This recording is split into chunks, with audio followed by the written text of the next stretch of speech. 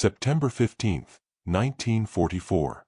Just before dawn, the waters around Peleliu were eerily calm, an expanse of silver that hid everything beneath its surface. Aboard the transports, the Marines of the 1st Division stood shoulder to shoulder along the rails, watching the horizon flare with the thunder of naval guns.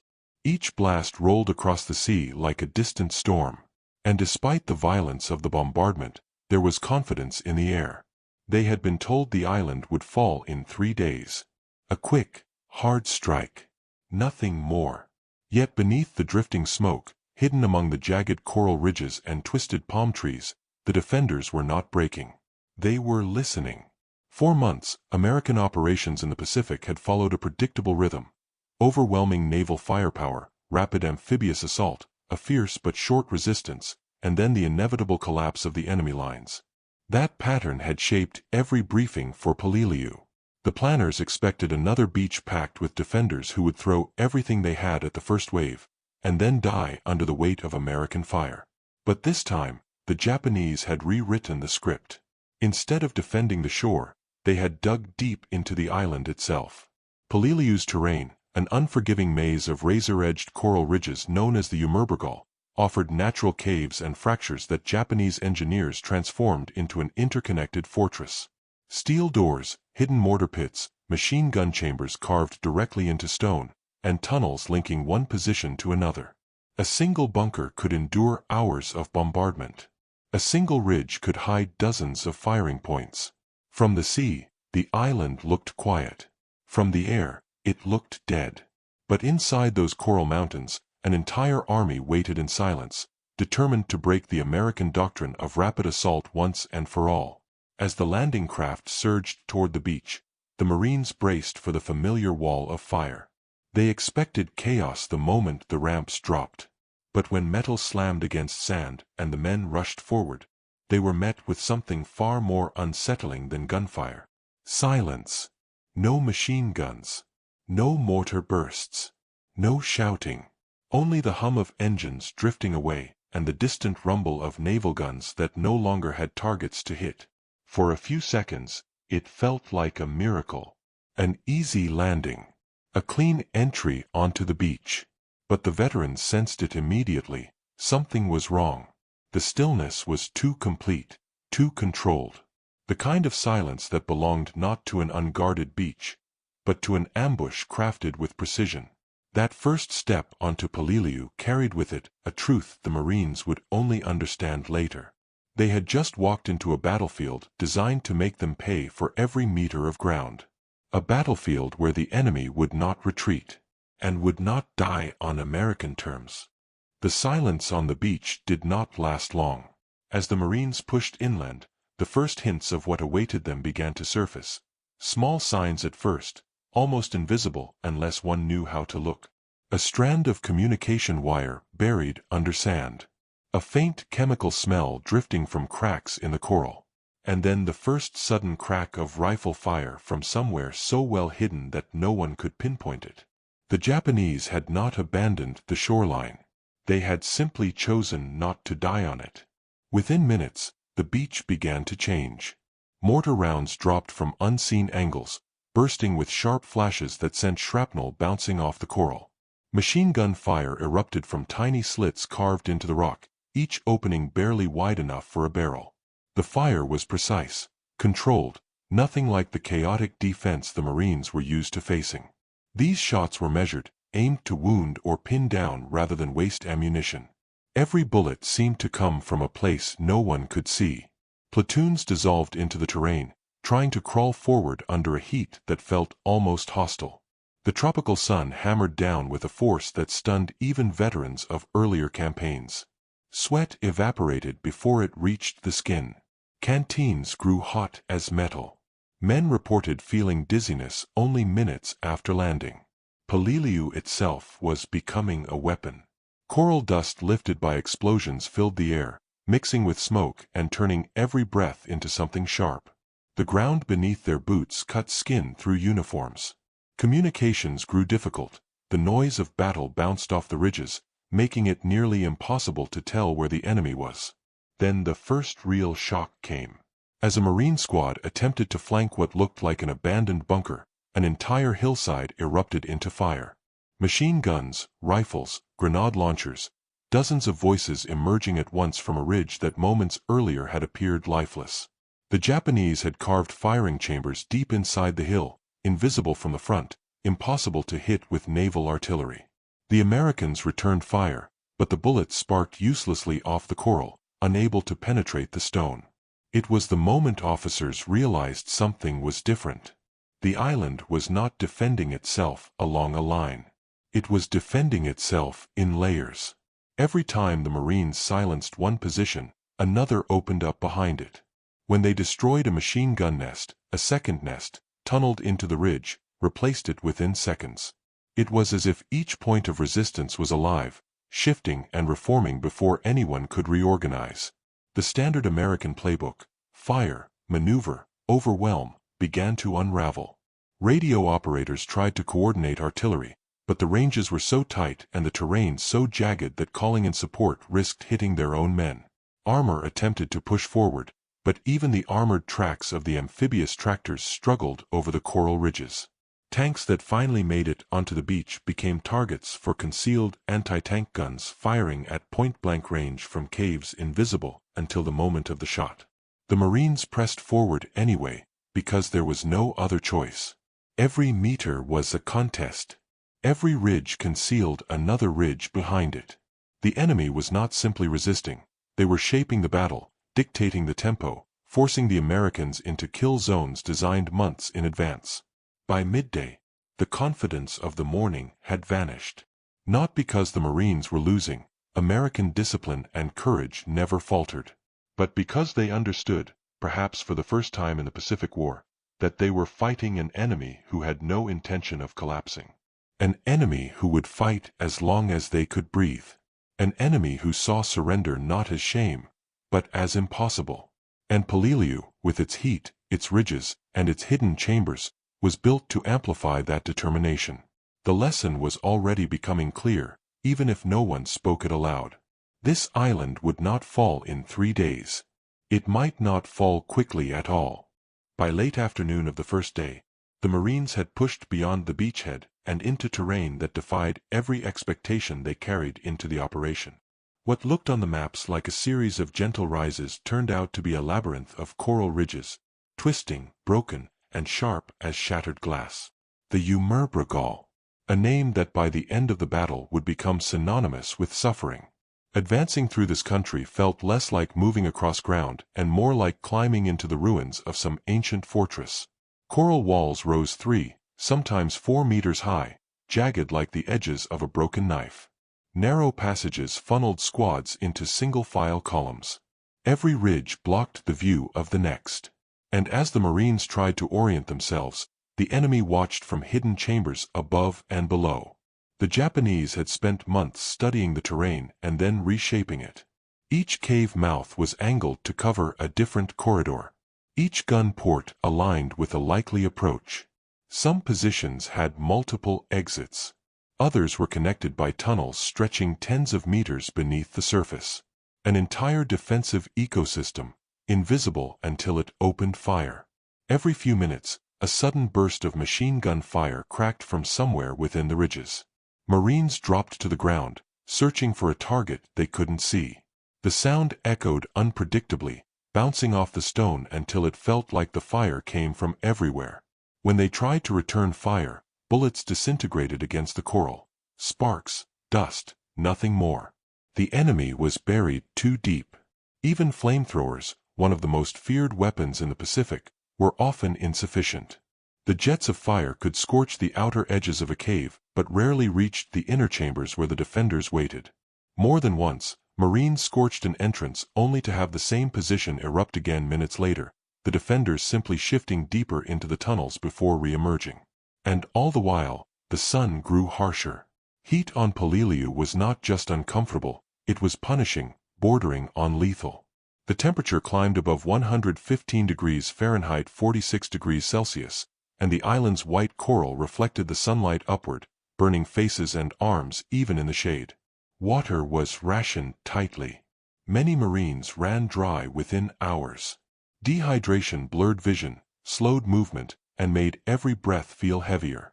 Men began to collapse from heat exhaustion almost as often as from enemy fire. In this environment, even small tasks became monumental. Dragging a wounded man over the coral felt like pulling a sled over broken stone. Climbing a ridge required hands as well as feet. The coral cut through gloves and sliced open palms.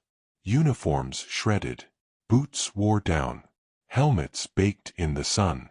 Despite everything, the Marines continued to push forward. Inch by inch. Ridge by ridge. Each small gain came with a price. Each captured position felt less like a victory and more like the first step into another ambush. By early evening, as the shadows lengthened across the battlefield, the officers of the 1st Marine Division began to recognize the shape of the enemy's design. This wasn't a defensive line. It wasn't even a cluster of strongpoints. It was a landscape turned into a weapon. The Japanese commander, Colonel Nakagawa, had decided that the battle would not be decided at the beach, but deep within these coral mountains. His intent was not merely to delay the Americans. It was to bleed them, to drain their strength long before they reached the Philippines. For the Marines, the realization settled like a weight across the entire division. This battle would not be quick. It would not be clean. And it would demand everything they had simply to survive the terrain, before they even reached the heart of the Japanese defenses. As night fell over Peleliu, fire still flickered from the ridges. The Marines dug in among the coral, trying to rest, trying to drink the small amounts of water they had left.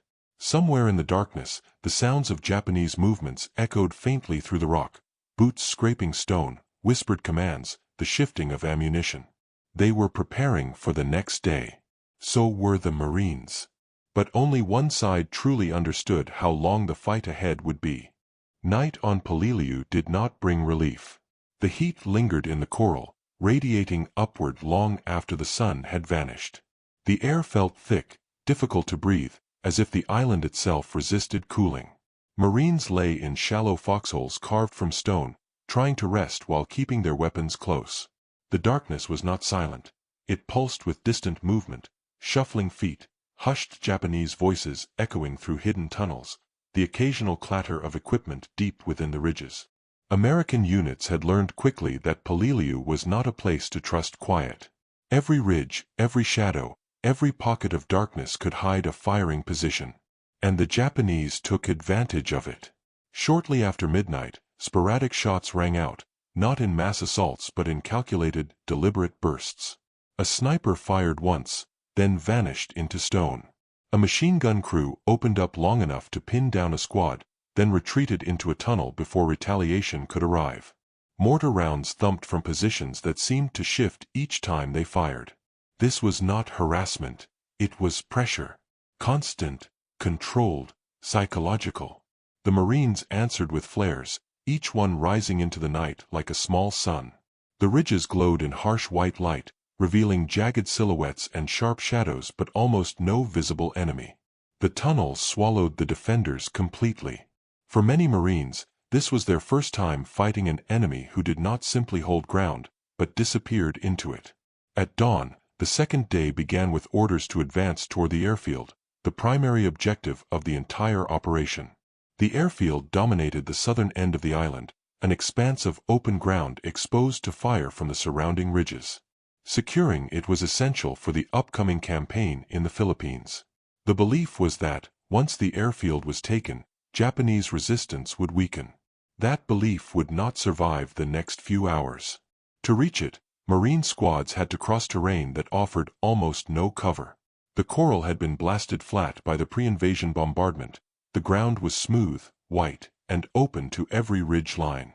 The moment they moved, gunfire erupted from multiple angles. Machine guns swept the open space with interlocking arcs, each position calibrated to create kill zones that overlapped like the petals of a flower. Mortars hidden in caves dropped shells precisely along the Marines' advance routes. Japanese observers, concealed deep inside the coral, adjusted their fire with uncanny accuracy. Marines described rounds landing so close together that they seemed guided. Still, the advance continued. Tanks rolled forward, their tracks grinding over the coral like steel jaws. But the Japanese had prepared for them as well. Concealed anti-tank guns fired from positions invisible until they opened up. Shells struck the Shermans at nearly point-blank range, tearing into armor. Some tanks burned. Others were immobilized as their tracks shattered against the jagged stone. Infantry used smoke to push forward, but the wind scattered it too quickly. The heat distorted sight lines. Even the sound felt warped, ricocheting across the battlefield until it became difficult to tell where each shot originated. Yet somehow, through determination and sheer momentum, elements of the division reached the airfield's edge. And there, another challenge emerged. Crossing it was like stepping into a furnace. The wide expanse of crushed coral reflected the sun with blinding intensity. Eyewitness accounts described the heat rising off the runway in shimmering waves, turning the battlefield into a mirage where everything looked slightly unreal. Marines said their boots felt as if they were melting. Water supplies ran dangerously low. Men collapsed from heat stroke mid-stride, some unable to stand again. But still, the advance continued. The Japanese held positions on both flanks, firing from bunkers carved directly into the coral walls. Their guns raked the airfield continuously, creating a deadly corridor that Marines had to cross with almost no cover. The airfield, instead of being a prize, became one of the most lethal zones of the entire campaign. Hours passed in this crucible. Small gains accumulated, each paid for in exhaustion and casualties. By late afternoon, a portion of the airfield was finally secured. It was a victory, but the men who reached it knew it was only the beginning. The ridges beyond still dominated the landscape, and the Japanese still held them tightly. The island was revealing its strategy. Each time the Marines broke through one barrier, a deadlier one waited behind it. And at the center of it all lay the Umurbrogol, untouched so far. A fortress of stone where the hardest battles had yet to begin. By the morning of the third day, the Marines held the airfield, but victory tasted strangely hollow. The runway was secure, yet the men standing on it felt exposed, drained, and haunted by the ridges looming ahead. The Umurbrogol towered above them like a jagged wall of frozen fire, its coral spires thrusting into the sky in broken silhouettes. Somewhere inside that labyrinth, the bulk of the Japanese defenders remained untouched. Orders came down quickly. Push north, seize the high ground, break the spine of the island. No one underestimated the task anymore. The first steps toward the Umurbrogol were met with a storm of gunfire. From seemingly lifeless rock faces, machine guns opened with chilling precision. Japanese marksmen, positioned in narrow firing slits high above, fired down from angles that made cover almost meaningless. Mortars, fired from deep within the ridges, burst overhead in a steady rhythm, showering Marines with fragments of stone and steel. Advancing required an entirely new kind of movement. Instead of pushing forward in lines, Marines had to flow through the terrain, one squad peeling left, another climbing upward, another working around the base of a ridge. It was slow, exhausting work. Every ridge had to be probed, tested, then assaulted from angles that often meant crawling on hands and knees through coral that sliced skin like glass. Flamethrower teams led many of the attacks, their fuel tanks clanking against the rock as they advanced. The fire they unleashed roared into cave mouths, filling chambers with heat and smoke. Yet even that terrible weapon often failed to finish the job. The tunnels bent sharply, shielding defenders from direct flames. Sometimes the fire created only momentary silence, before a machine gun sputtered back to life from an unseen exit farther inside. Explosives were next. Marines carried satchel charges up the ridges, hauling the heavy canvas bags like burdens of stone. They tossed them into openings, then dove for cover as thunder rolled through the rocks. Coral dust rained down. The ground trembled. But when the smoke cleared, the Japanese emerged again, firing from yet another unseen angle. Progress was measured not in yards, but in feet. One platoon spent nearly 2 hours taking a single cave. Another found itself pinned between two ridges, unable to move, as enemy fire poured down from both sides. Casualties mounted quickly. Wounded men lay in the shadow of the ridges, calling for corpsmen who fought their way forward under fire. The coral made evacuation agonizing. Carrying a stretcher over that terrain felt like dragging it across blades. Water shortages grew severe. The heat inside the ridges was suffocating. Marines rationed sips, not gulps. Canteens ran dry long before resupply could arrive. Some men drank from canteens taken from Japanese positions, ignoring warnings about contamination because the alternative was collapse. And the ridges kept rising. Each crest promised a view of the next objective. Instead, every summit revealed only another ridge, higher and more fortified than the last. The Marines joked grimly about climbing into hell one staircase at a time. But beneath the humor was a dawning realization. The Umurbrogol was not just a defensive line. It was the heart of the island. Taking it meant dismantling an entire underground city. For the Japanese, this was the center of their plan. Colonel Nakagawa's defenses were not only physical, they were psychological. His goal was to force the Americans into grinding, punishing assaults where every gain felt too small and every loss felt too large. By late afternoon, the Marines had secured a handful of ridges, each one costing lives and energy they could not easily replace. The division was already showing signs of strain. Entire companies had been reduced to handfuls of exhausted survivors. Officers made decisions with the knowledge that every miscalculation meant more bodies on the coral. Still, the Marines pushed on. As the sun dipped toward the horizon, the ridges cast long shadows across the battlefield, dark fingers stretching over the coral. In those shadows, the Japanese prepared for another night of pressure, another night of movement, another night of waiting for the next attack. The Marines knew the pattern now. Day belonged to them, barely. But the night belonged to the ridges. And the ridges belonged to Nakagawa. Night descended again over the Umurbrogol, sealing the ridges in darkness so complete that even outlines seemed to disappear. The coral that had burned white during the day now turned black, absorbing the faint moonlight. For the Marines dug in among the rocks, the world shrank to the small circle illuminated by their own breathing. And from within the ridges, the enemy stirred. Japanese movements at night were not chaotic. They were careful, deliberate, almost surgical. Small groups slipped through tunnels, emerging from hidden exits to check firing lines, reposition ammunition, and tend to wounded comrades deep inside the earth. Their footsteps echoed faintly through the coral, soft enough to be mistaken for imagination, but unmistakable to those who had heard it the night before. The Marines listened to those sounds with a mix of tension and awe. They knew that the Japanese were not preparing for a banzai charge. Those had become rare. Instead, they were preparing to endure, to make the next day's fight even harder. Occasional sniper fire cracked in the darkness, each shot a reminder that the enemy did not rest. Mortars fell without warning, single rounds lobbed to test American positions. The psychological weight of these sporadic attacks was immense. Sleep came in minutes, stolen between bursts of gunfire. Some Marines slept sitting up, their backs against coral walls, rifles resting across their knees. Before dawn, the humidity settled like a blanket. Sweat formed immediately, soaking uniforms that had never fully dried. Canteens were nearly empty. Many men woke with lips cracked, tongues swollen, bodies already dehydrated before the day's fighting began. When the first light crept over the ridges, officers delivered the orders.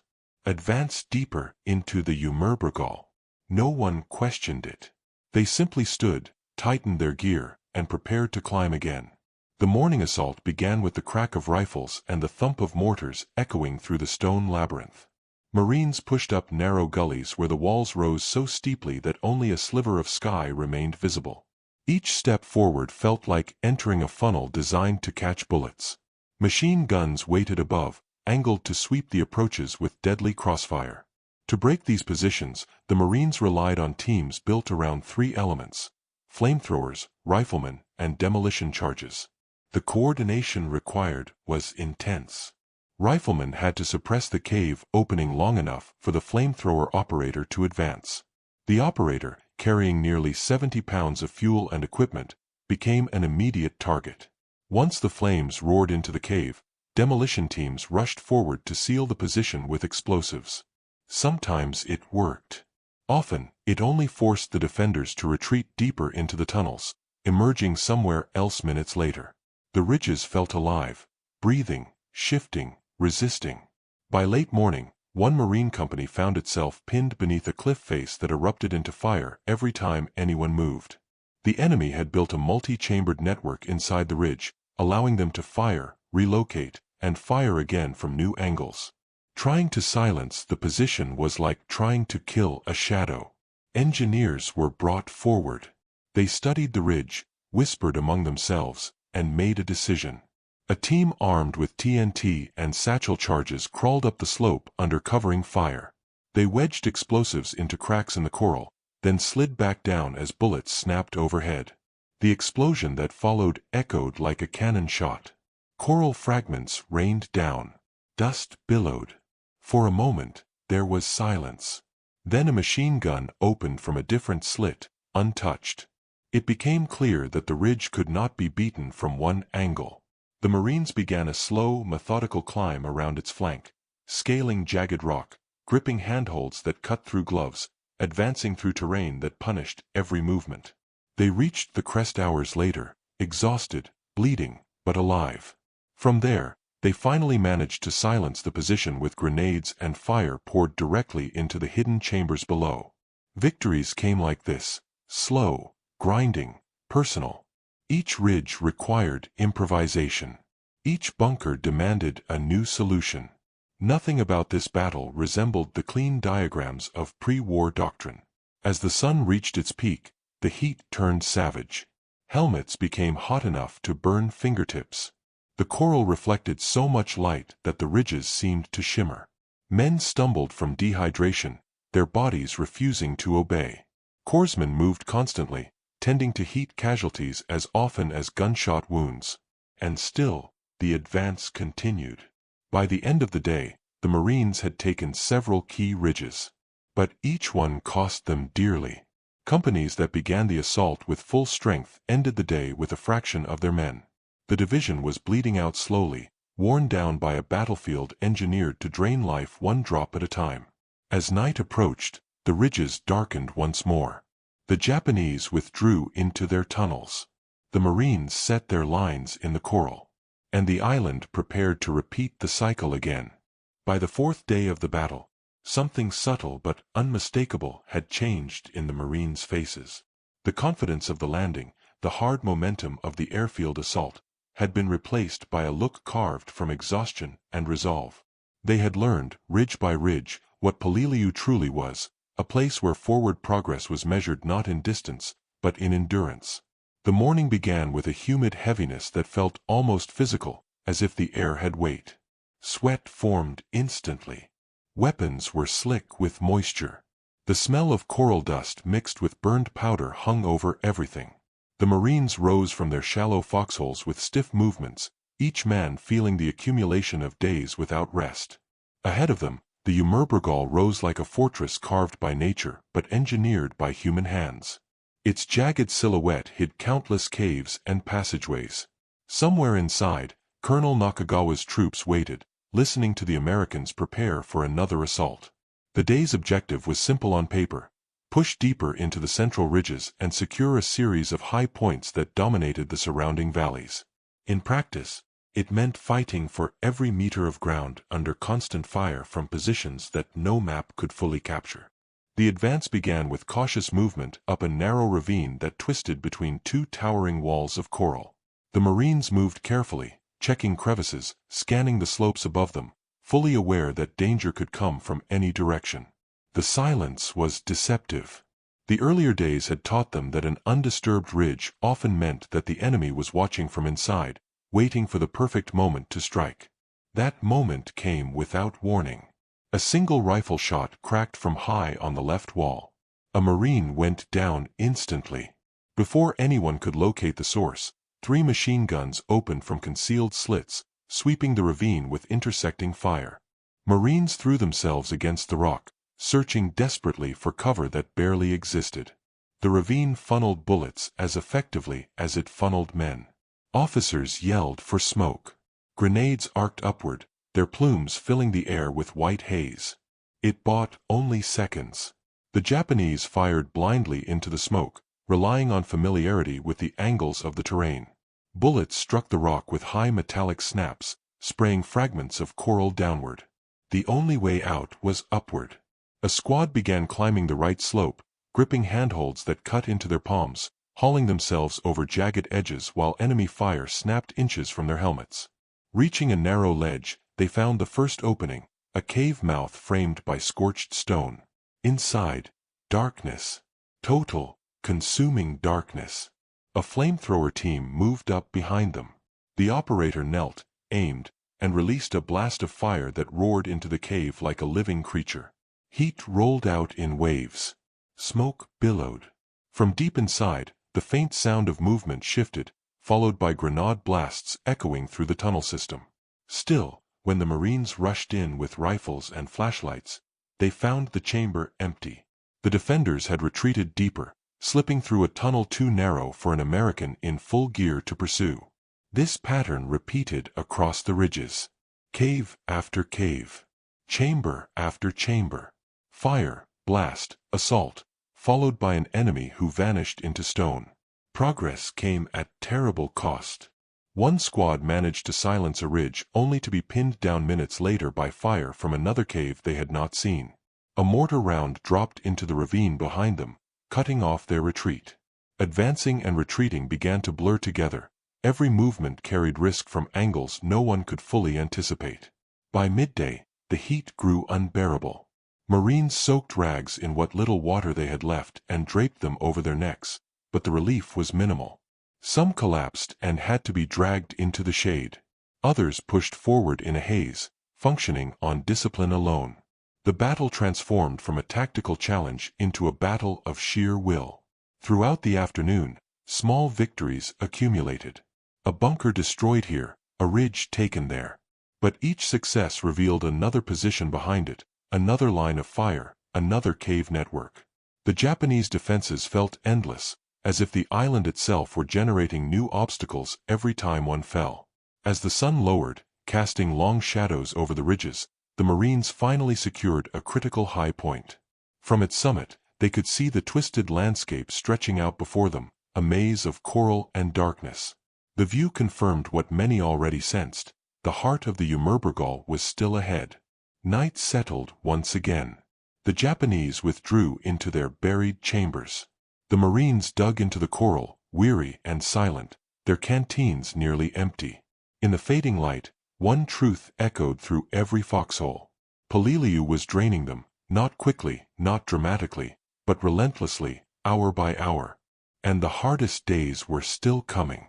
The fifth day dawned with a sky the color of faded steel, a thin haze rising from the coral before the sun even cleared the horizon. The heat was already building, radiating upward from the ridges like breath from a furnace. Marines moved slowly, deliberately, their bodies worn from days of climbing, fighting, and carrying loads that felt heavier with each passing hour. Yet their mission remained unchanged: push deeper into the Umurbrogol, dismantle the defenses, and force the Japanese from their underground fortress. The ridges ahead formed an intricate pattern of peaks and valleys, each one offering the enemy a vantage point. The Marines had learned that no slope was truly safe, no ridge truly captured until they had inspected every opening, every crack, every shadow. The Japanese defenders were not simply hiding, they were choosing when to appear. The morning advance started with cautious steps. Marines moved along narrow coral shelves, some only wide enough for a single man. Below them, sheer drops fell into ravines where shadows hid unseen chambers. Above them, jagged formations jutted out like broken teeth. Every angle felt exposed. A patrol reached a plateau that seemed quiet, strangely untouched by battle. No bullet scars marked the rock. No bodies, no equipment, just silence. It felt wrong immediately. Veterans of earlier campaigns sensed the trap before the first shot was fired. The ambush came from below. Machine guns erupted from cave mouths at the base of the plateau, firing upward into the Marines' position. The angles were devastating, forcing them to drop instantly, scrambling for cover on terrain that offered almost none. The Japanese had carved their chambers specifically to fire upward, an approach the Marines had encountered rarely, and never with this precision. Grenades rolled upward along the slope, bouncing unpredictably. Mortar rounds dropped from another hidden position farther back, bursting above the Marines' heads and spraying fragments across the plateau. The enemy had transformed this single ridge into a multi-layered trap designed to inflict maximum casualties. To break the ambush, one squad crawled to the edge of the plateau, lowering themselves down jagged rock faces under fire. They moved inch by inch, gripping coral that cut into their hands, ignoring the pain. When they reached a small ledge near the caves, they hurled grenades inside, followed by bursts of automatic fire. Smoke billowed out. The firing slowed. But as the Marines repositioned to press the attack, another chamber opened to their right, unleashing a fresh burst of machine gun fire. The enemy had not one cave, but a network. Every time the Americans closed one opening, another revealed itself. Frustration grew, but so did determination. Flamethrower teams advanced again, their tanks swaying on their backs. Each step was deliberate, each movement made with the understanding that a single bullet hitting the tank could turn a Marine into a fireball. But they advanced anyway. The first jet of flame roared into the lower cave, filling it with heat that rolled out of the opening like a wave. The chamber went silent. Explosives followed. Satchel charges detonated with bone-shaking force, sending tremors through the plateau. This time, the silence held longer. The squad regrouped, breathing hard, sweat carving tracks through dust and grime. By early afternoon, they had secured the plateau, but the victory felt fragile. The wounded were many. The heat was unrelenting. Water was running dangerously low. Radios crackled with reports of other units encountering similarly complex defenses. Everywhere across the Umurbrogol, the pattern repeated. The island swallowed assaults and then struck back from new angles. The Marines pushed on, climbing higher into the ridges. At one point, a group reached a narrow saddle between two peaks. The wind carried the faint smell of smoke and something metallic, blood, perhaps, or heated coral. The air shimmered with heat.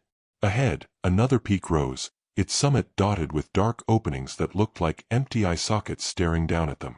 They advanced anyway. The assault on the next ridge was slow but deliberate. The Marines crawled, climbed, and fought their way upward. They were learning the island's rhythm and the enemy's style of resistance. They approached each cave with caution, probing for hidden exits, watching for faint movement in the shadows. It was warfare reduced to intimate distances, measured in inches, fought face to face in claustrophobic spaces. As the sun set, the sky turned a deep red that reflected off the coral, making the ridges glow as if lit from within. The Marines reached the summit just as darkness settled, securing another key position after hours of brutal fighting. Below them, the island continued to whisper with movement, Japanese voices echoing through tunnels, the sound of shifting rocks, the distant thump of a single mortar adjusting its aim. The Marines rested where they stood, too exhausted to even speak. The day had been another step into the heart of Peleliu's defenses. But the heart itself, the true center of Nakagawa's fortress, still waited deeper inside the ridges. And it was clear now that the island would yield nothing easily. By the sixth day, the Marines were no longer surprised by anything the island revealed. Peleliu had stripped away every assumption, every expectation, every illusion of a short campaign. What remained was a grim understanding. The enemy was deeply entrenched, intimately familiar with the terrain, and determined to fight to the last chamber of coral. At dawn, the light crept over the ridges in pale shades of gold, illuminating a landscape that looked more like the surface of another planet than a tropical island. The coral glowed under the rising sun, but the beauty was harsh. Sharp edges, twisted spires, pits that dropped into blackness. There was no softness anywhere. Even the air felt different here, hotter, heavier, carrying the faint scent of scorched stone. The Marines prepared to move. Their uniforms were stained with dust and sweat, their boots worn down to the stitching. Water had become a form of currency. Men traded sips like precious goods. Corpsmen moved among the ranks, checking the weak, patching the wounded, whispering encouragement to keep them going. The objective for the day was a ridge complex known informally as the Horseshoe, a curved formation of coral peaks that enclosed a valley filled with dense foliage and hidden caves. Taking it would open the route deeper into the Umurbrogol. Leaving it in Japanese hands meant allowing them to strike the Americans from above for the rest of the campaign. The advance toward the horseshoe began with a quiet tension. Marines moved through a narrow corridor flanked by rock walls that rose like cathedral pillars. Every sound, footsteps, metal against stone, whispered commands, echoed upward into the unseen heights. It felt like walking into the throat of the island. Halfway through the passage, the first shot rang out. A sniper, positioned high in a crack barely wider than a fist, fired a single round that struck a Marine instantly. Chaos erupted. Machine guns opened from multiple angles along the upper ridge, catching the column in a crossfire that left them pinned against the rock. Bullets chipped coral from the walls, sending white fragments raining down like shards of glass. The Marines returned fire blindly at first, aiming at the sound rather than the source. But the Japanese were buried so deep inside the ridge that their firing ports were almost invisible from below. The high ground belonged entirely to them. Officers quickly redirected the attack. 2 squads peeled off, circling to the left in hopes of finding an approach to the ridge. Another team moved to the right, climbing a steep slope that looked nearly impossible to scale. Yet they climbed anyway, using exposed roots, jagged edges, anything their hands could grip. The first team reached a small ledge halfway up the ridge and immediately came under fire from a concealed cave mouth. They flattened themselves against the stone, pinned, unable to advance or retreat. A flamethrower operator crawled forward, inch by inch, dragging the heavy tank behind him. When he finally reached the edge of the ledge, he released a burst of flame into the opening.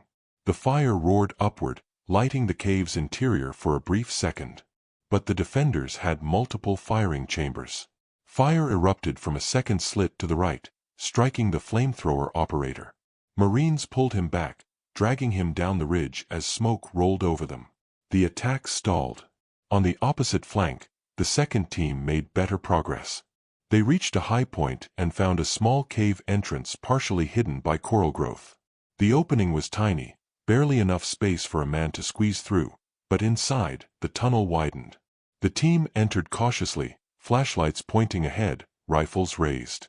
The tunnel twisted sharply, forcing them to move in single file. The sound inside was eerie. Their own breathing echoed off the walls.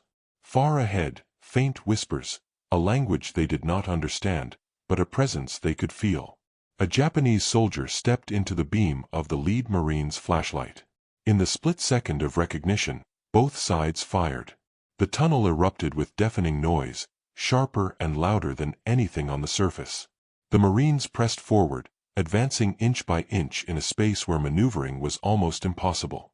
It was close-quarters combat in its purest, most claustrophobic form. Grenades were useless, there was nowhere for the shockwave to go. Flamethrowers were too dangerous to operate in such enclosed space. Rifles were unwieldy. The fight devolved into pistols, knives, and raw desperation. After several minutes that felt like hours, the tunnel fell silent. The Marines emerged into a small chamber high inside the horseshoe. From this vantage point, they could see the battlefield below, the narrow passage, the rock walls, the Marines still pinned by fire. They opened up on the Japanese positions from behind. The effect was immediate. Enemy machine guns shifted, their fire weakening. Marines below surged forward, using the brief window of confusion to reach cover at the ridge's base. Squads coordinated fire from both directions, slowly crushing the defenders between 2 advancing forces. By mid-afternoon, the horseshoe was taken. But the cost was high. Casualties lay scattered across the ridge, and medics worked tirelessly to stabilize the wounded. The men were exhausted, dehydrated, and shaken by the intensity of the fight. Yet as they looked toward the interior of the island, one truth became painfully clear. The horseshoe was just one ridge. Ahead lay a dozen more, each one waiting with the same silence, the same hidden chambers, the same determination. The Umurbrogol had not been broken. Not yet. And the battle for Peleliu was entering its most brutal phase. The capture of the horseshoe gave the Marines a momentary sense of momentum, but it was a fragile feeling, more like a breath between storms than a turning point. As they moved deeper into the Umurbrogol, the landscape rose into even sharper ridges and deeper ravines, forming a tangle of coral that looked almost impossible to traverse. Some peaks were so steep that the Marines had to use ropes or form human chains just to climb them. The day began with a heavy stillness. The air felt thicker, the heat more aggressive, as if the island were pushing back. Shadows stretched long across the coral, and the ridges ahead looked like jagged silhouettes carved against the morning light. The next objective was a formation known as the Five Sisters, a cluster of knobs and spires that formed a natural barrier between the Marines and the center of the Japanese defensive network. The ridges were close together, their slopes steep and choked with caves. From these high points, the Japanese could observe every movement in the valleys below. The approach to the Five Sisters forced the Marines through a series of narrow gullies where movement in groups was impossible. Squads advanced in staggered formations, each man separated by several meters to avoid being caught in the same field of fire. The coral underfoot was brittle in places, sharp in others, and always unpredictable. The first contact came suddenly.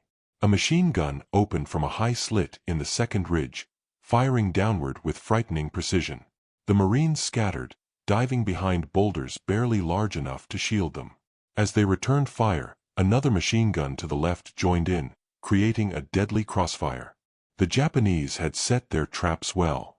Smoke grenades filled the gully, buying precious seconds. A flamethrower team crawled forward under cover of the haze, positioning themselves at the base of the ridge.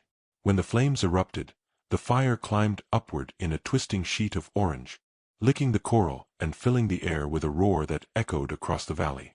But as the flames died, another cave opened farther along the ridge, spitting fire into the Marines' position.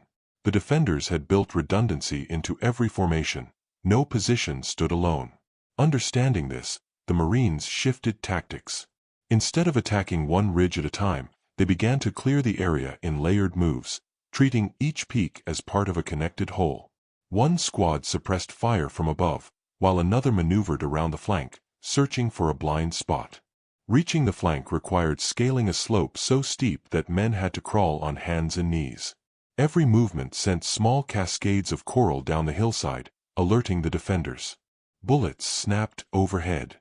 Marines pressed themselves flat against the stone, breathing shallowly, waiting for the firing to shift. It did, and they moved. Grenades rolled into the first opening, followed by bursts of automatic fire.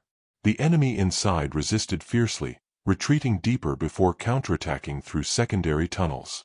The fight was close and chaotic, the confined spaces turning every sound into a deafening echo. Meanwhile, in the gully below, Marines fought their own battle. Mortar rounds dropped from unseen positions, bursting in bright flashes that sent coral fragments slicing through the air. Corpsmen moved quickly, dragging the wounded into pockets of cover as explosions thundered around them. After hours of grinding advance, the Marines secured the first of the Five Sisters. It was a jagged peak with barely enough space at the top for a handful of men. From this vantage point, they could finally see into the next ridge, and the sight was sobering. There were more caves than they had expected, more firing ports, more tunnels, and more signs of a coordinated, interlocking defense. The Japanese had anticipated every angle of attack. The second ridge fell only after an extended assault that left some squads nearly combat ineffective. The third required repeated pushes, each one met with the same ferocity as the last. The Marines climbed, cleared, regrouped, climbed again. The heat intensified. Water supplies dwindled to dangerous levels.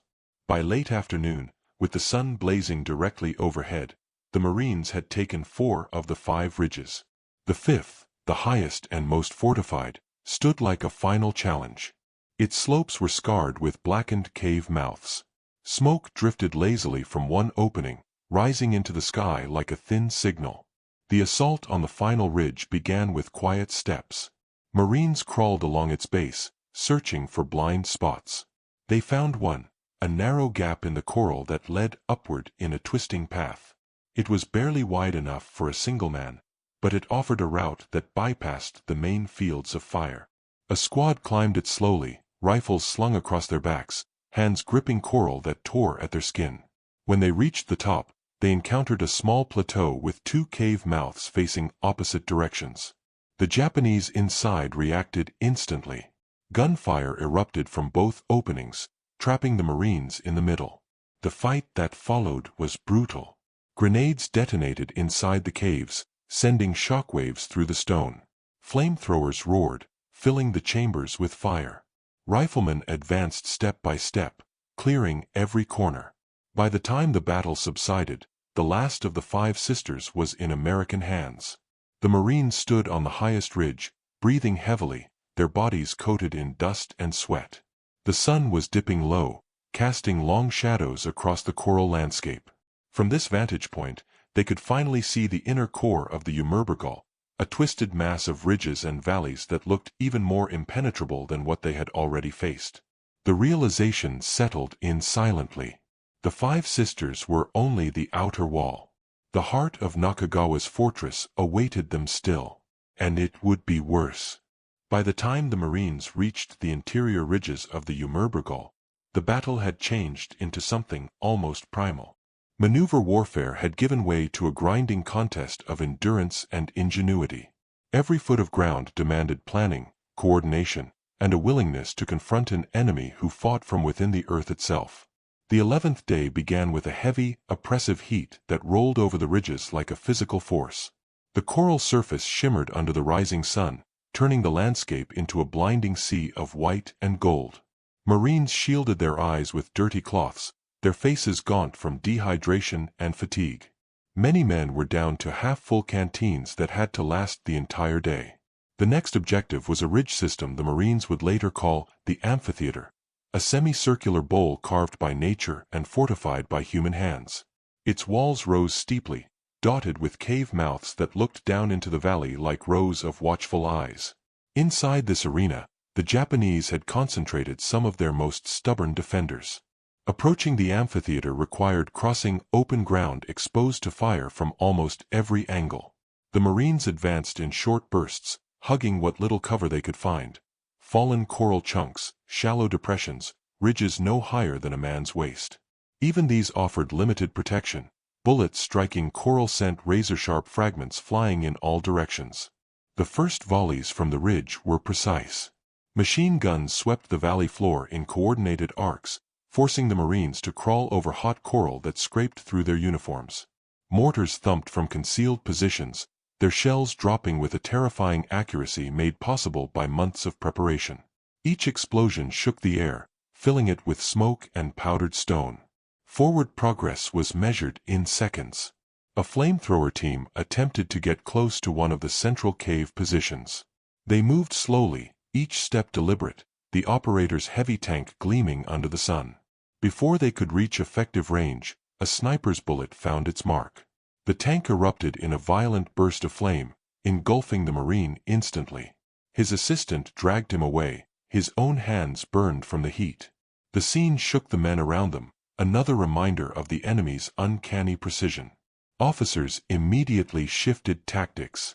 Instead of pushing up the valley floor, they ordered squads to work their way along the flanks, climbing the steep walls of the formation in hopes of gaining the high ground. The climb was brutal. The coral walls offered no clear path, just jagged handholds and loose fragments that broke away when gripped. Men climbed with their rifles slung awkwardly over their backs, fingers bleeding, muscles trembling from the effort.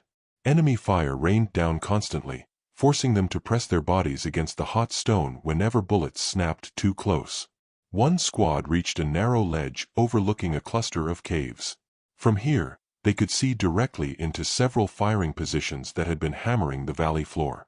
They opened fire immediately, catching the defenders by surprise. Grenades followed, thrown with a surgeon's precision into cave mouths that had previously been untouchable. But the Japanese responded with equal determination. A hidden tunnel opened behind the Marines on the ledge, releasing a sudden burst of rifle fire that forced them flat against the rock. The defenders had anticipated an assault from above. The fight became a swirling, chaotic battle fought on 3 levels, above the caves, inside the caves, and below them. Marines in the valley floor provided covering fire, shooting at flashes of movement inside the darkness.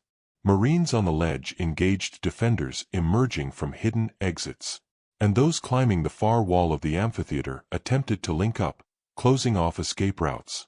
Coordination was done through shouted commands, radios struggled in the terrain, and visibility was poor. Yet the division's discipline held. Flamethrower teams reformed.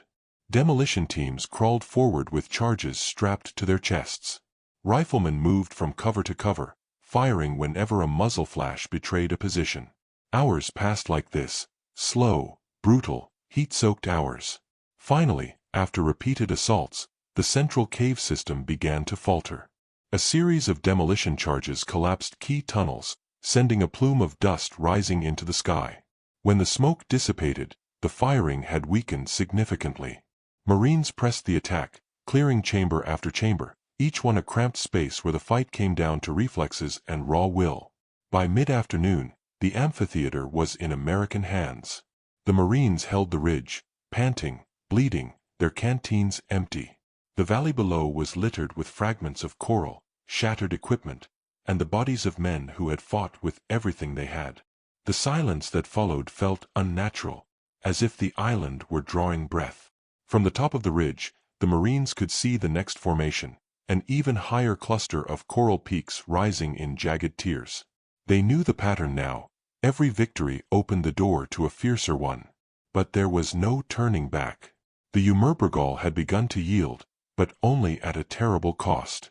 And Nakagawa's strongest positions were still ahead, buried in the heart of the ridges. The fall of the amphitheater marked a strategic breakthrough, but it brought no sense of relief. As the Marines looked toward the next line of ridges, they saw a landscape that felt endless, corridors of jagged coral, shadowed cliffs, and a pattern of dark openings cut into the stone like wounds that refused to heal. Every cave hinted at another, every silhouette suggested hidden chambers that waited in silence. By now, the Marines understood the rhythm of Peleliu: advance, absorb fire, adapt, advance again. But understanding did nothing to ease the toll it took on their bodies. The 12th day began with the familiar heat pressing down long before sunrise. Men woke already sweating, their uniforms stiff with dried salt. Their movements had become economical, stripped of energy wasted on anything unnecessary. Throats burned from breathing coral dust. Even the simplest act, tightening a strap, adjusting a helmet, felt heavier than it should have. The day's objective lay ahead in a formation known unofficially as the Spiral. It was a twisting ridge system that wrapped around itself in a loop, creating a defensive maze with overlapping fields of fire. From aerial reconnaissance, the formation looked almost geometric. On the ground, it felt like entering a labyrinth carved by a hostile hand. The approach to the spiral forced the Marines through a narrow divide that channeled them into a funnel. The Japanese had prepared for this. The first burst of fire struck before the Marines had taken 10 steps into the corridor. Machine guns stitched the ground with precise, controlled bursts. Snipers fired from cracks so narrow they seemed like natural imperfections in the rock. The Marines dove into whatever depressions they could find.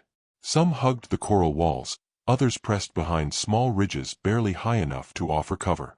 The heat radiating from the stone made every position uncomfortable, but discomfort had long since stopped mattering.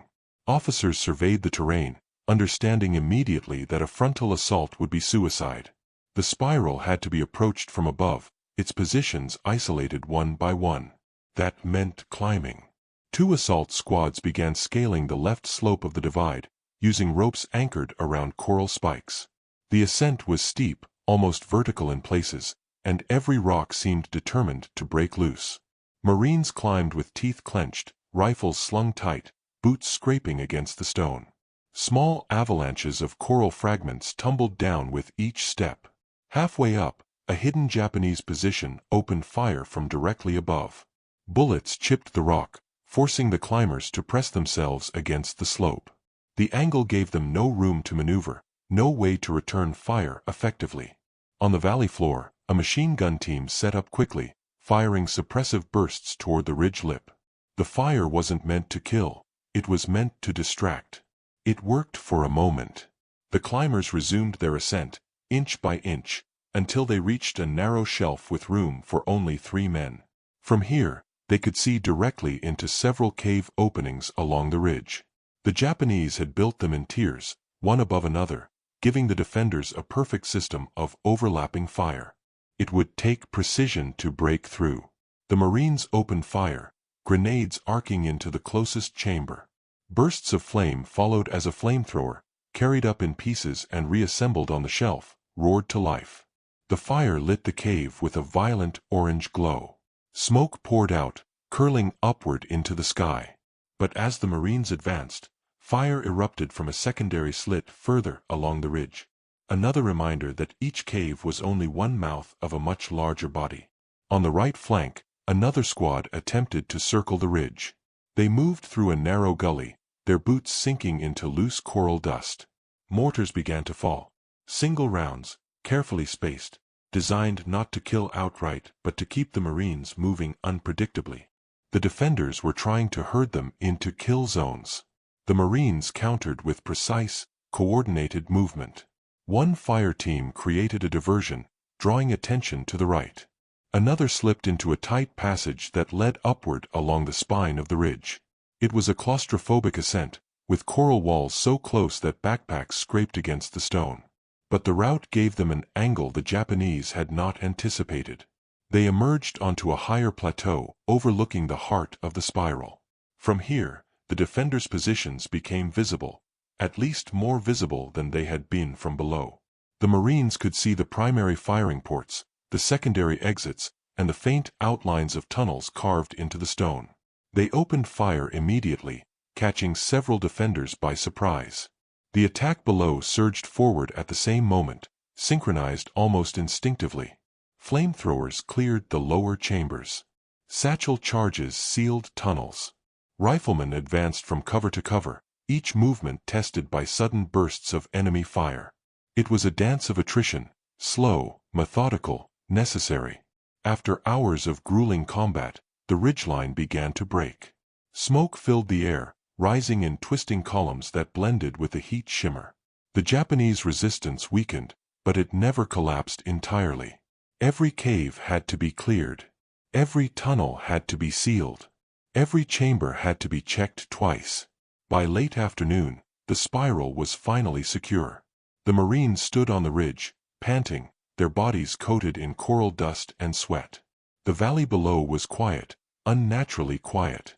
But ahead, the next formation rose, larger than the last, its silhouette jagged and foreboding. It was clear now that each ridge was not simply a defensive position.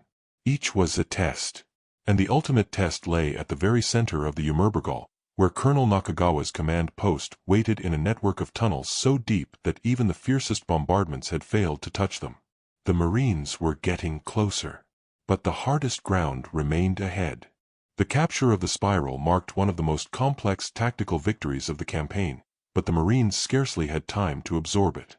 Reports from scouts indicated that the next objective, the Ridge of Despair, as men had begun calling it, was the core of Nakagawa's inner defenses. It was there, in a maze of tunnels carved deep into the coral, that the Japanese commander was believed to be directing the fight. The 13th day began with an uneasy quiet. The sky above Peleliu was a muted gray, as if even the sun hesitated to rise over the battlefield. The air carried a faint metallic scent, the residue of days of explosions mixing with the salt of the sea. Marines moved in slow, careful steps, their bodies worn to the edge of endurance. Their faces were hollowed by dehydration, their uniforms permanently stained by coral dust and blood. The Ridge of Despair dominated the center of the island. Its peaks rose like broken towers, jagged and imposing, casting long shadows across the ground. Beneath the surface, tunnels branched in every direction, some wide enough for groups of soldiers, others narrow crawlspaces barely large enough for a single man to squeeze through. It was a fortress built not just to resist assault, but to absorb it. The approach began through a broken valley filled with shattered coral and scorched vegetation. The ground felt unstable underfoot, shifting slightly with each step. Every Marine sensed the danger. The Japanese had used this area to channel attackers into predictable routes, and they were ready. The first explosion erupted from beneath the ground, a buried charge triggered by a tripwire. Shards of coral blasted outward in a cloud of white dust. The Marines immediately scattered, fanning out into small teams to avoid clustering. But before they could reorganize, machine gun fire began raining down from the ridgeline above. The Japanese had perfect fields of fire. Their positions were invisible until they opened up, hidden behind natural rock formations and carefully carved slits. The Marines dove into shallow depressions, sometimes sharing cover so small that 2 men barely fit. Bullets struck the coral, sparking in tiny flashes, spraying fragments like glass. Officers called for smoke, and a cloud of white began to rise, drifting slowly in the heavy air. It helped, but not enough. The enemy fired blindly into the smoke, their knowledge of the terrain making guesswork nearly as deadly as direct aim. The Marines needed a new plan.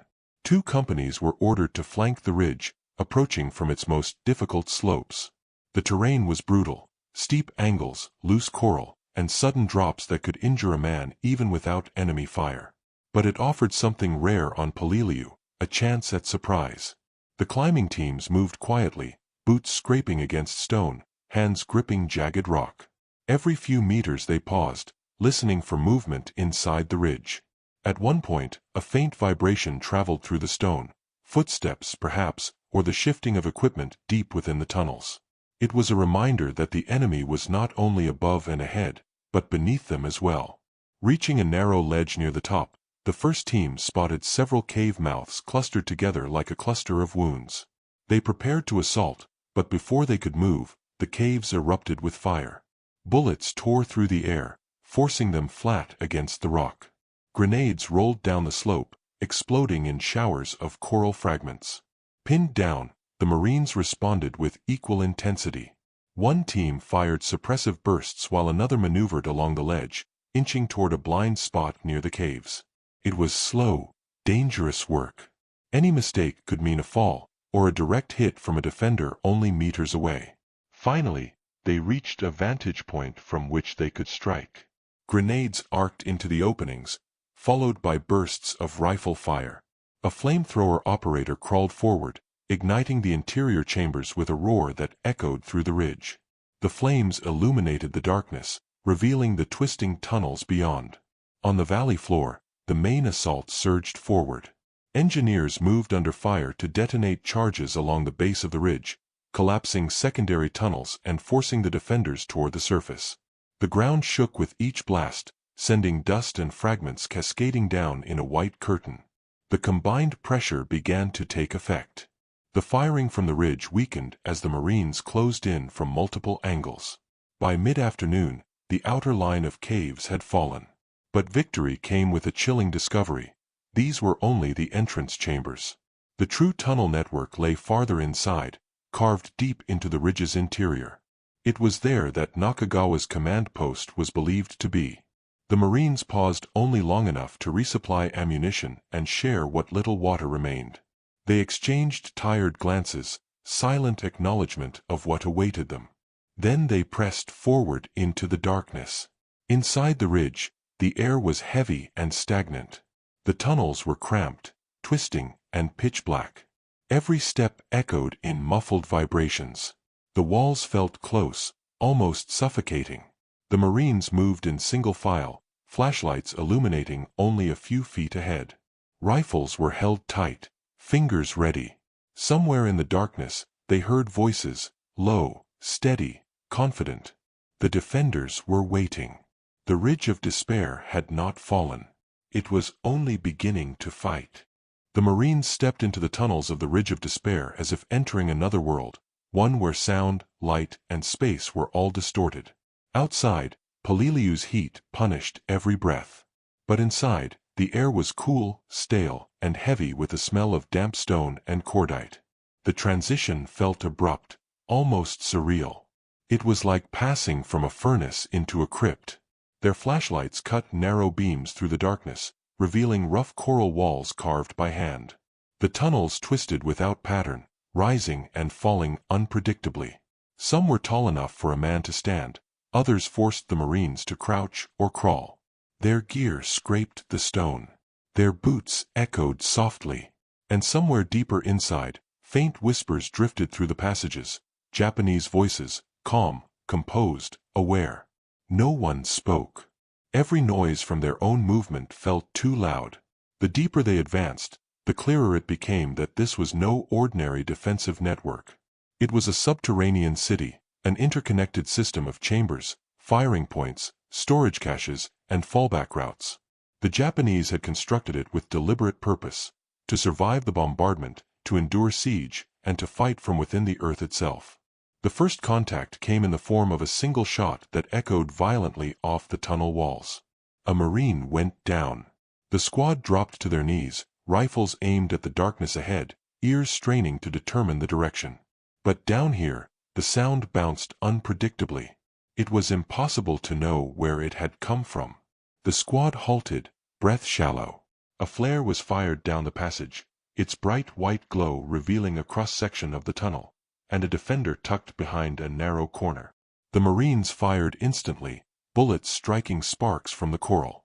The defender retreated deeper, disappearing into shadow. The Marines followed, slowly, methodically. Close-quarters combat inside the tunnels devolved into something raw and instinctive. There was no room for maneuver, no flanking, no sweeping advances. It was a fight of angles and reactions. Every corner held danger. Every shadow hid movement.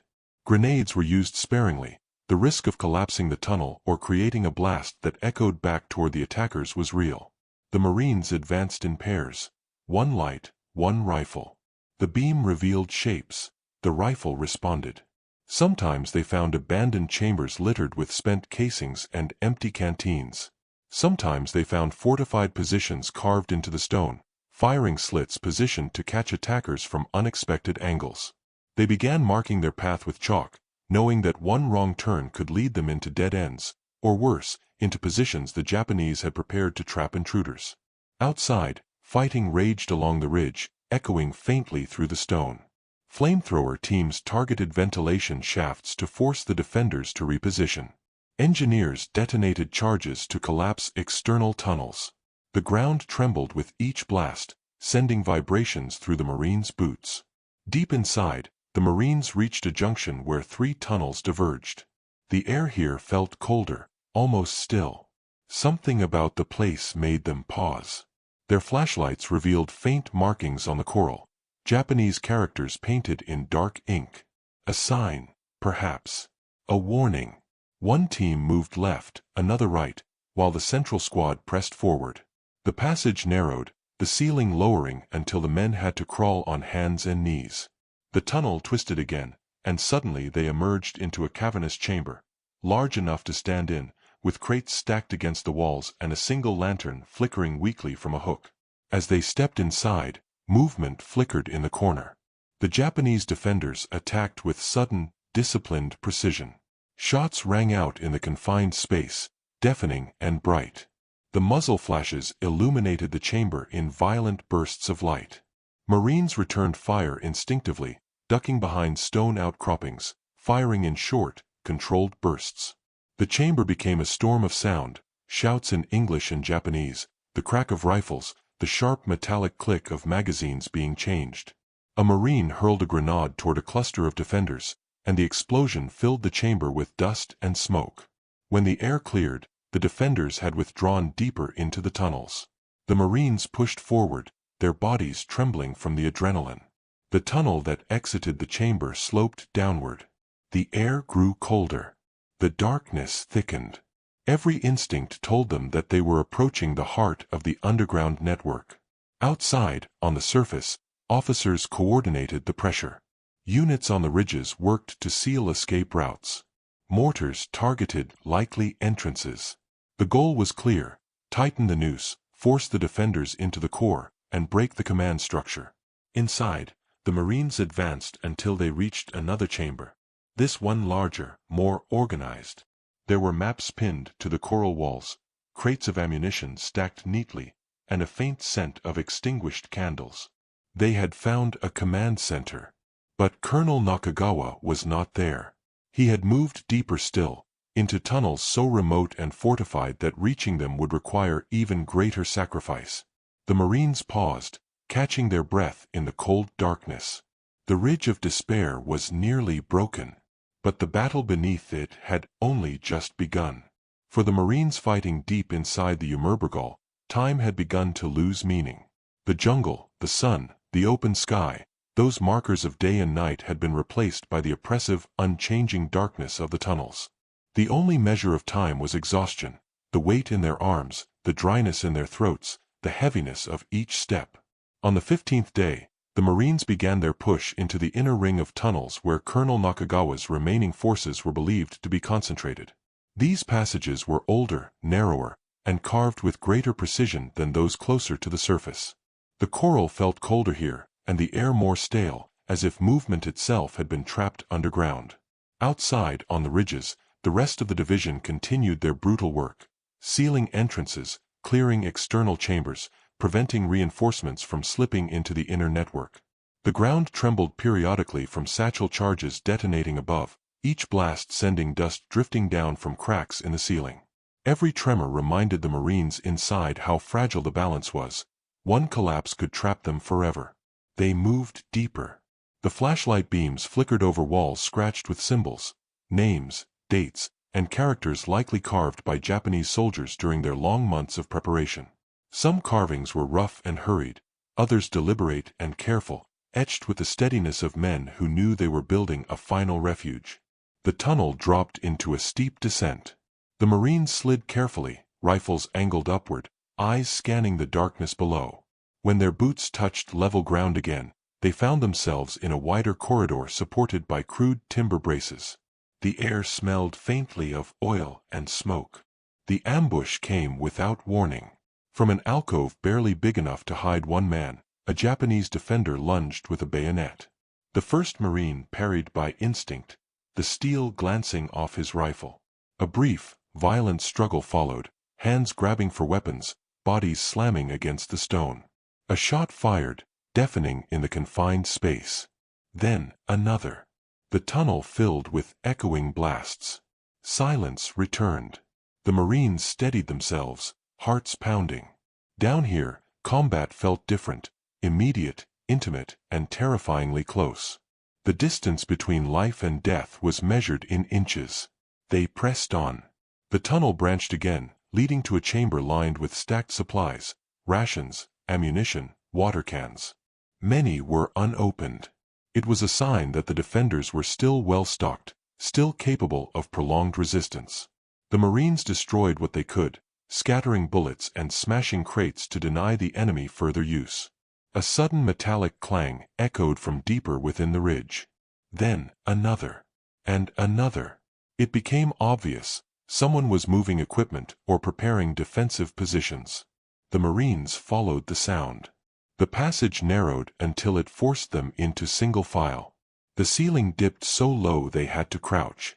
Sweat dripped from their helmets, running into their eyes. Every breath felt recycled, stale.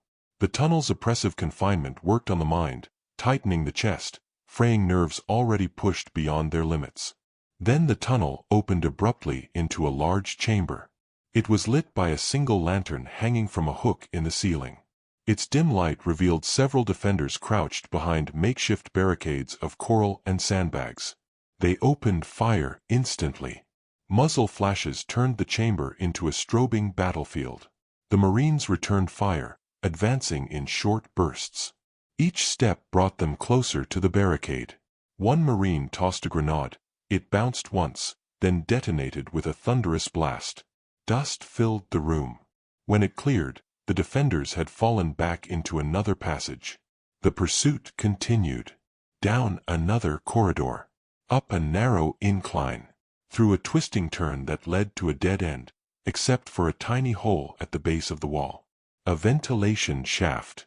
Beyond it, faint voices. More defenders. But the opening was too small for a Marine with full gear. Two men stripped their packs, removed their helmets, and forced themselves through headfirst, rifles pushed ahead.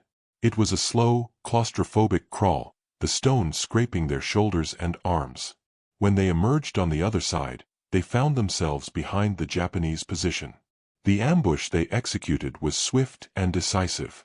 Within seconds, the chamber fell silent again. The Marines regrouped, panting, sweating, their bodies coated in a layer of dust so thick it made them look like ghosts. Then they noticed something ahead. A reinforced doorway carved into the coral, framed with heavy timbers. Fresh footprints in the dust led toward it. Boxes of supplies were stacked neatly nearby. The air smelled faintly of burning oil and old candle wax. This wasn't just another chamber. This was a stronghold. The entrance to a deeper, more fortified section of the tunnel network. The last redoubt where Nakagawa's remaining forces still held their ground. The Marines tightened their grips on their rifles. The men exchanged quick nods, silent acknowledgement of the dangerous ground ahead. The heart of the ridge was close, and the defenders inside would fight with the desperation of men who knew there was no escape. The reinforced doorway at the end of the tunnel felt unlike anything the Marines had encountered before.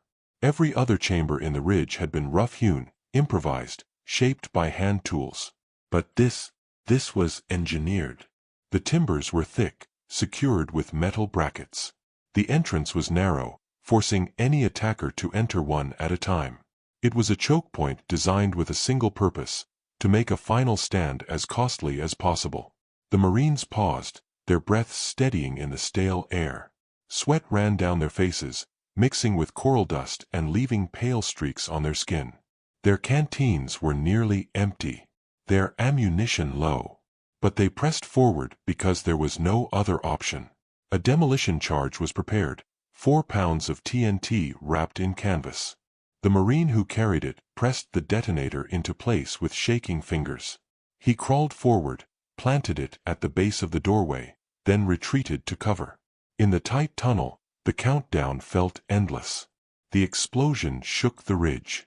The blast wave rushed through the tunnels, pushing dust into the Marines' eyes and filling their mouths with grit. When the air cleared, the reinforced entrance was cracked but not destroyed. They needed another charge. The second blast tore away the timbers, partially collapsing the doorway but also creating a jagged opening large enough for one man to slip through. The Marines tightened their grips on their rifles, exchanged tense nods, and prepared to enter. The first Marine stepped through. Instantly, gunfire erupted from the darkness beyond. Bullets sparked against the coral, forcing him back into cover. The defenders were waiting, positioned deep within the chamber, firing from multiple angles that the Marines could not yet see. This was Nakagawa's last stronghold. The Marines shifted tactics. A flamethrower team moved forward, the operator breathing heavily under the weight of the tank.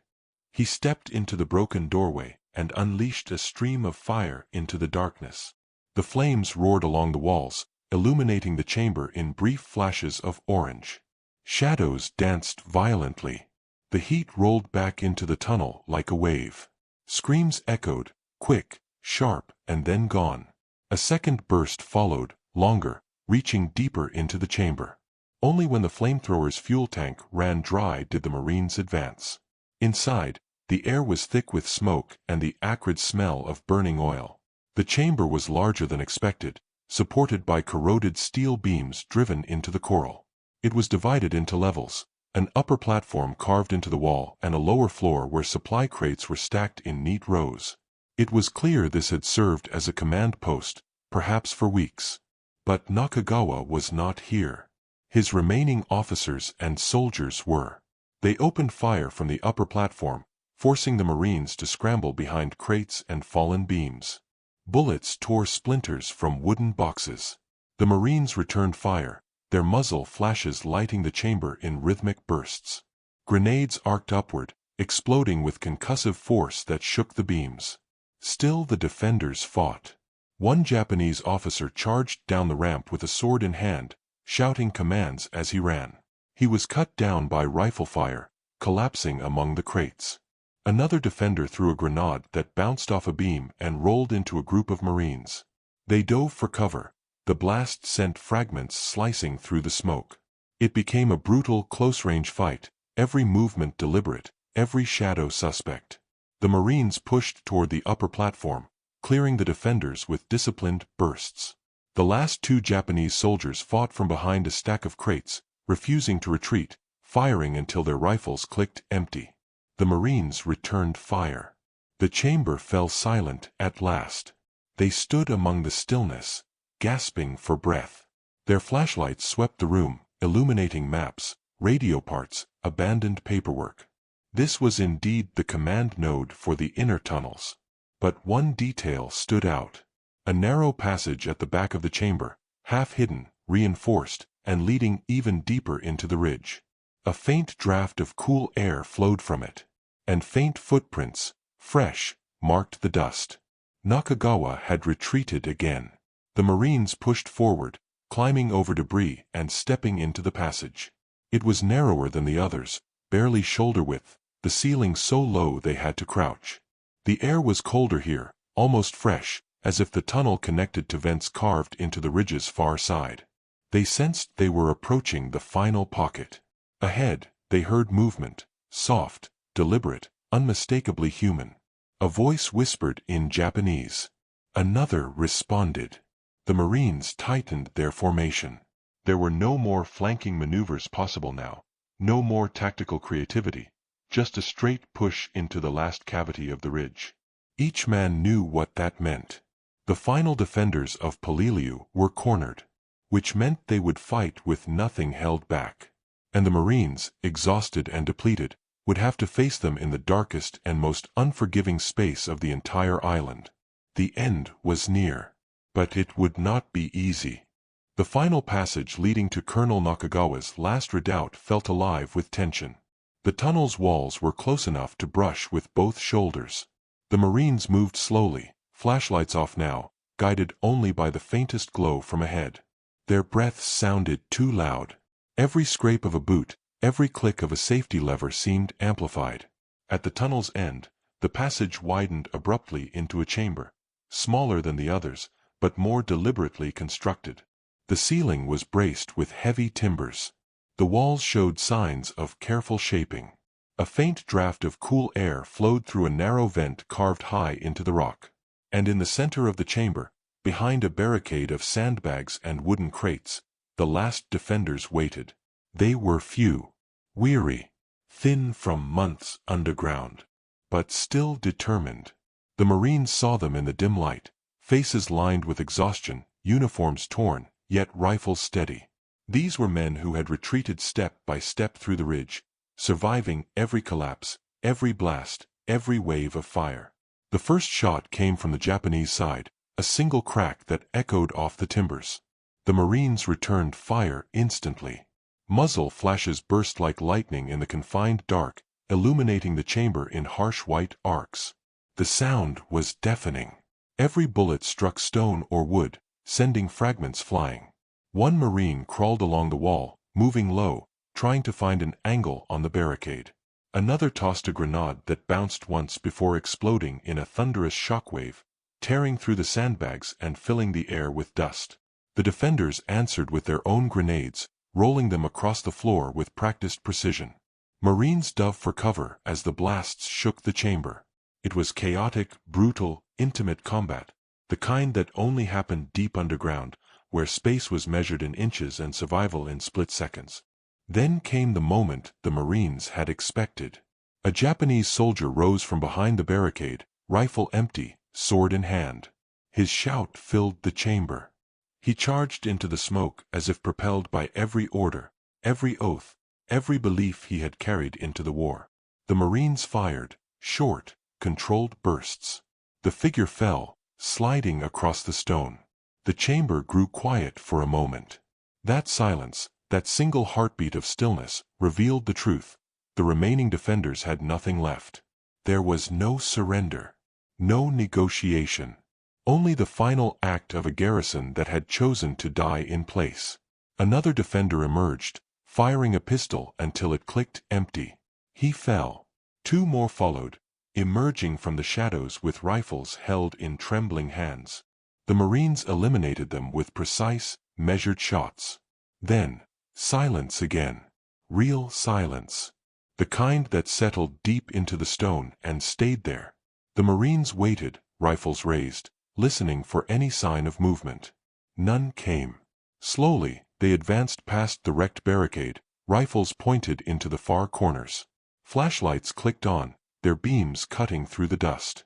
In a narrow recess at the back of the chamber, they found Colonel Nakagawa. He was seated on the ground, his uniform immaculate despite the weeks of battle. His sword rested across his knees. His posture was calm, rigid, composed. A small lantern flickered beside him, casting a faint glow across his face. His eyes were open, but he did not move. Nakagawa had taken his own life. He had chosen the final act of resistance long before the Marines reached him. The realization spread through the tunnel with a heavy weight. The battle for the Umurbrogol, the most savage terrain on Peleliu, had ended not with a final assault, but with a quiet, solitary decision made in the dark. Outside, the ridges still smoldered. Other pockets of resistance remained on the island, scattered and isolated. But the fortress at its core, the heart of Nakagawa's defense, had fallen. The Marines emerged from the tunnels exhausted beyond words, their bodies shaking from dehydration and strain. The light outside felt harsh after so many hours underground. Some shielded their eyes. Others simply stared at the sky in silence, as if rediscovering its color. They had survived the most brutal terrain the Pacific could offer. They had fought in heat that broke men, over coral that cut them open, against an enemy who refused to yield. And now, standing on the scarred ridges of the Umurbrogol, they finally understood the cost. Peleliu would be secured, but it would never be celebrated. It was a victory paid for one ridge at a time, one chamber at a time, one breath at a time. A battlefield where American doctrine met an enemy who did not retreat, and where courage became a test not of heroism, but of endurance.